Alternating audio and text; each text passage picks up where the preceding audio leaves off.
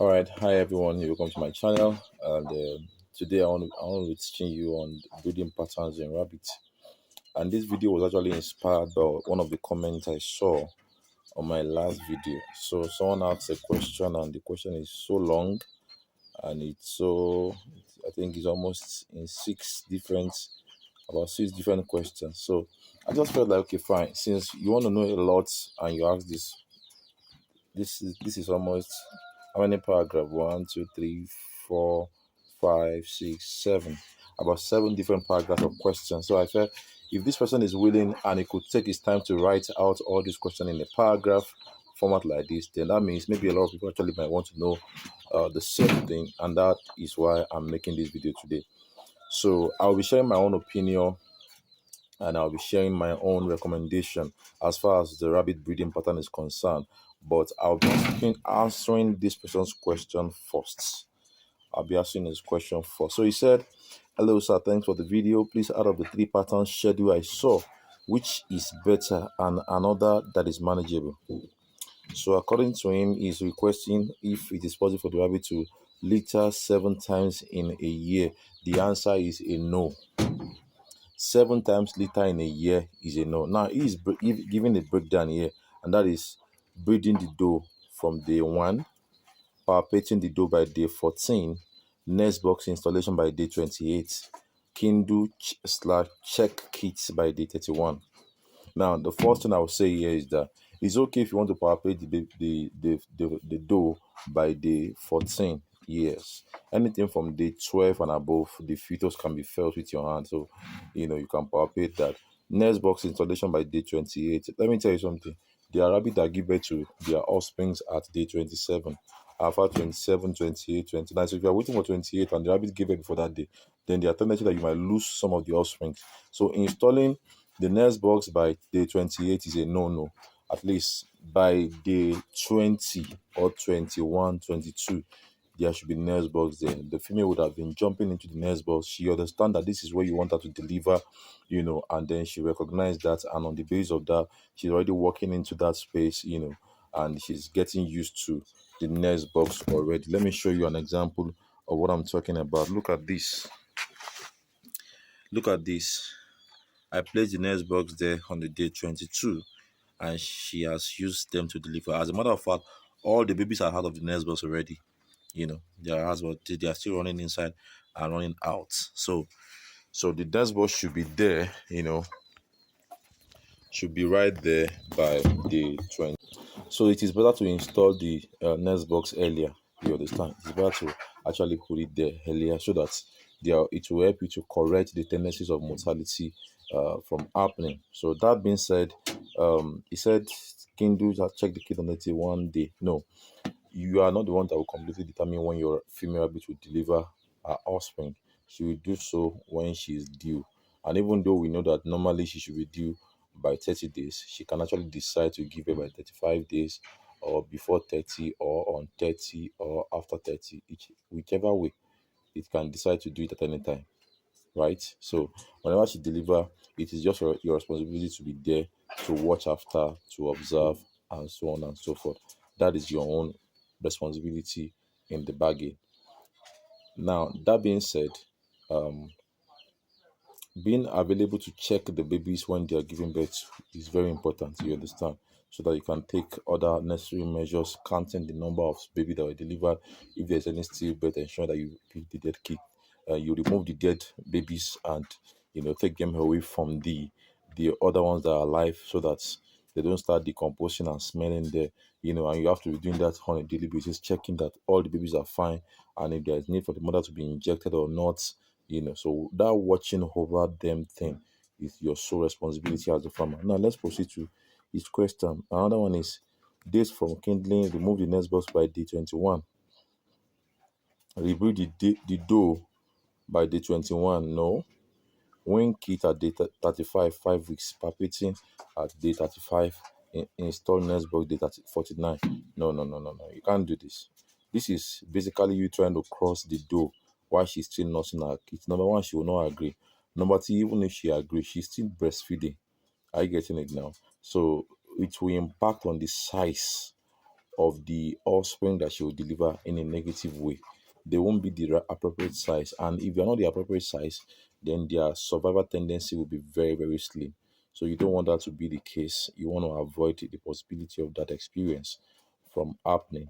That being said, rebreeding the doe by day 21 after she has delivered is a no-no. And then winning the kid at 5 weeks. Well, the number of weeks you will win the kids is not what matters. What matters is to ensure that by the time you are winning the kids, you are winning them on survivor. Right? I've spoken several times on this channel about winning of your rabbit kits, and my emphasis is always that you should win them when they are around 700 grams or 6 to 7 weeks. The reason is because the longer they spend time with their mother, the higher their tendencies of survival when you win them. Most people used to have a high level of mortality when they win their kids and they start giving them antibiotic, ivermectin, anticoccidiosis. Those things are not the issue. The issue is when you win the babies too early, they are very vulnerable to various kind of infection whatsoever coming from around. You understand? So the best thing is that you should not win them that early so as not to subject them to the level of vulnerability and infection that comes with their fragility because they are still very fragile, right? Now, the next schedule I gave us in this particular something is 6 liters. That is giving birth 6 times in a year. I personally still don't agree with this. I don't agree with this. The appropriate time to breed your rabbit in a year is supposed to be 4 times. If peradventure it is possible 5 times, then you should not exceed 5 times because number one, your rabbit will be pregnant for 1 month, that's 30 days. It will nurse the babies for up to like 1 month and let's say maybe 2 weeks, that's like 6 weeks, right? And then she herself needs to rest some time for like 2 weeks. And sometimes even after 2 weeks, she might not have fully gained back her strength and she might not even come up on it. You understand? Now, let me say this. Some people talk about force mating their rabbit. That is, a rabbit is not on it. She's not receptive to the male, yet you want to force it. Most of the time, when people force mate their rabbit and the rabbit gets pregnant, the challenge is that she does not take care of the offsprings. There has been so many reports on that issue from various of my viewers and customers. You understand? If you force mate a rabbit, more often than not, they have negative experiences with that. I don't even force mate at all because in the wild, nobody force mate them. In the wild, they cross willingly and they multiply. So there is no point force mating them now. You understand? Instead of force mating your rabbit, your female rabbit, there are other things you can do to help her come on it. You want to ensure that you feed her very well. You want to ensure that you deworm her, you know, the one man with ivermectin injection or aura. If you cannot inject, you can use the aura. It's still the same thing, right? Don't go and deworm her with purple liver and say you have dewormer. You are joking. It's not effective for deworming rabbits. Yes. So that being said, you can also ensure that is either you make the female rabbit cage to be close to that of a male. They identify their each individual sex by the sense of smell.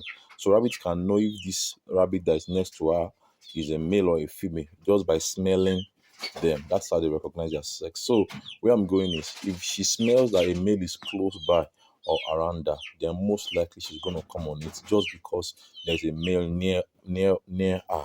She's gonna come on it more easily compared to when she is alone. Also, I've seen that instances whereby when you put two females together, it can also help them come on it faster. And you will notice that one of the female that is on it, she will be trying to mount the other one.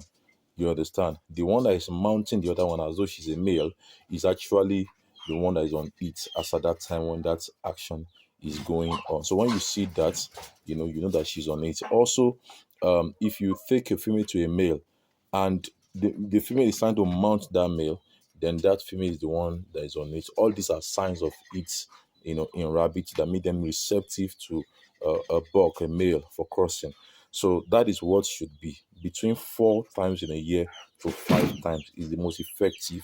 Like I said earlier, if you try to force mate them or make them to cross forcefully just to give birth to more offspring, the challenge with that practice is that your rabbit can even conceive, but will give birth to extremely small babies, extremely small baby, thereby making them to die quite easily.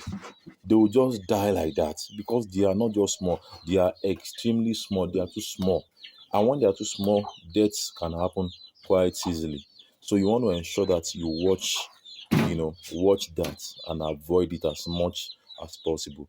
Don't let your rabbits be crossing while they are still nursing. It's used to impact on the size of their baby negatively. You understand me? Then the act of even nursing their baby, breastfeeding their baby, is already taking away nutrient from their body, and that's why they eat more, they drink more water to replenish themselves. And now you have crossed them, they have to, you know, a portion of the nutrient is being used to nurse the current set of babies, and another portion of the nutrient is now being used to also help the fetus in growing. The mother is now left with a very, very reduced or little volume of nutrient for her personal growth and development.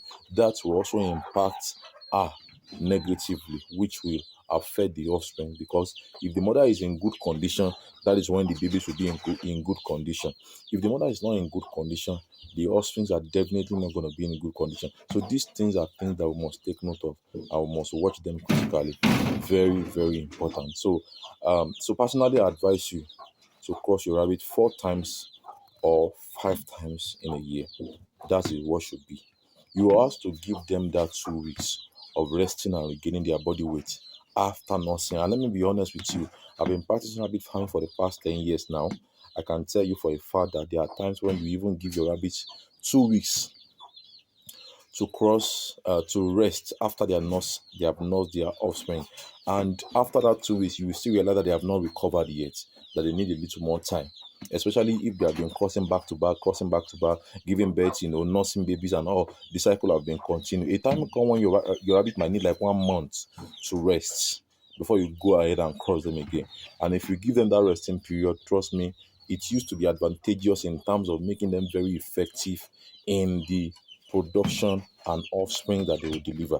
You understand? So because this person has the question almost seven paragraph, sorry, almost 7 paragraph here, and I just feel like, okay, we cannot cover the entire paragraph, in order to save time. I don't want the video to be too long. However, like I've said earlier, if you cross them, today, let's assume you cross them on the 1st of February, by 15th of February, you can palpate by feeding the offsprings inside of her, right? And you also want to ensure that when you cross your rabbit, you are feeding her well, because if you don't feed her well, she's going to lose bodily nutrients, right?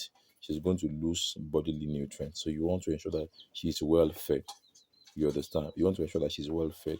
You don't want her to lose her bodily nutrients. So that being said, she must be well fed. You understand? 1 minute.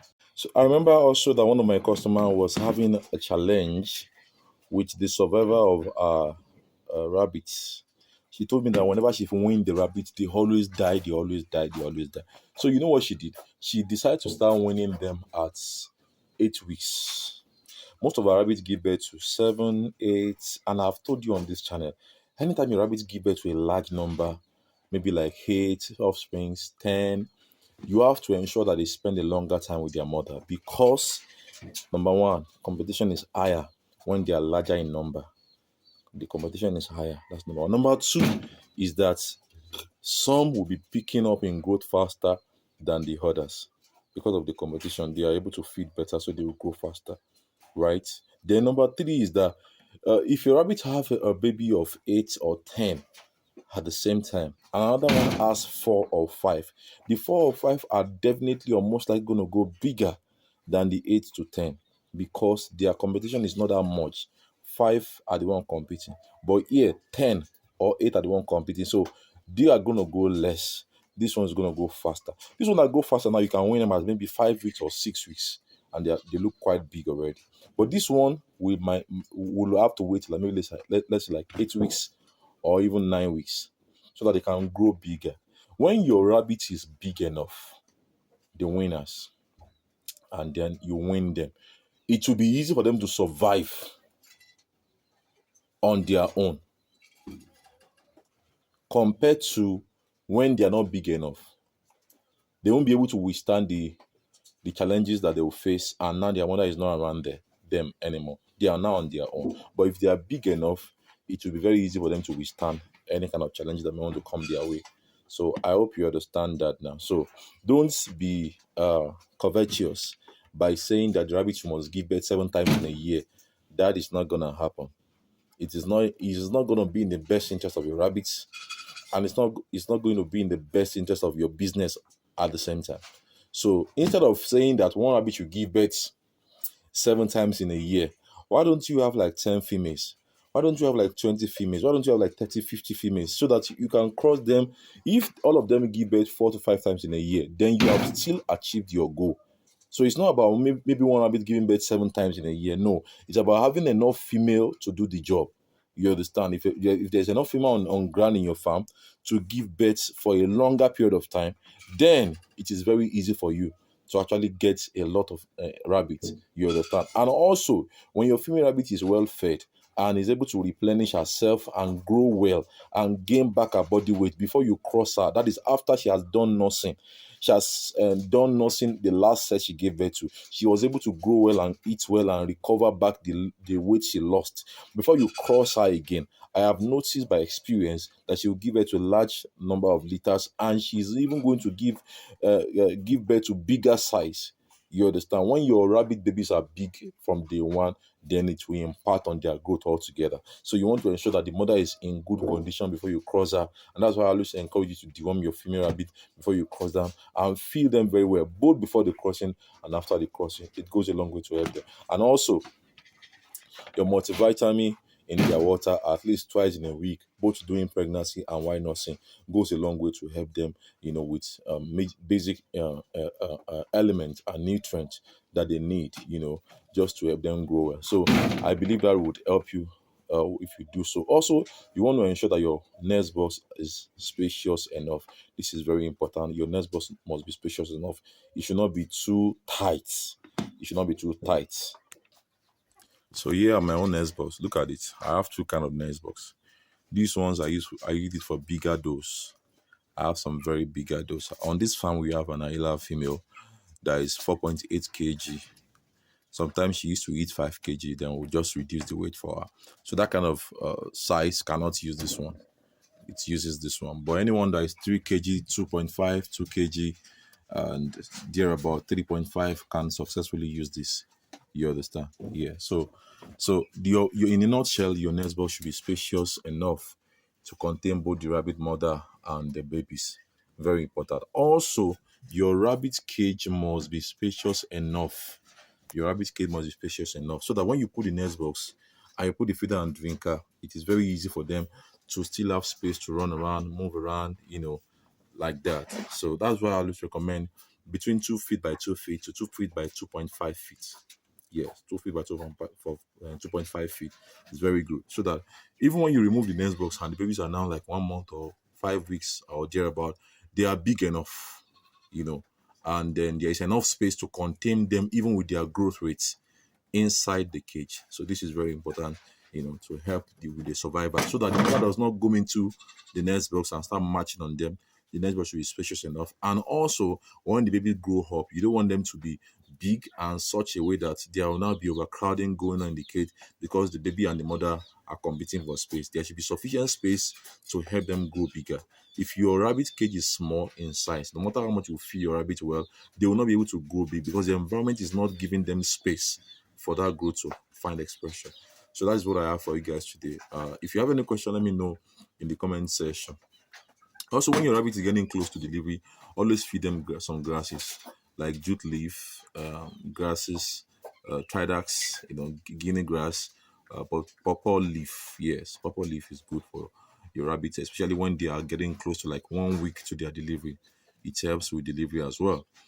So it's good to give them grasses. The grasses go a long way to help them deliver quite easily. That can be in addition to their feed. So that's what I have for you guys today. Thanks for watching my video. I'll see you in the next video. Have a lovely day.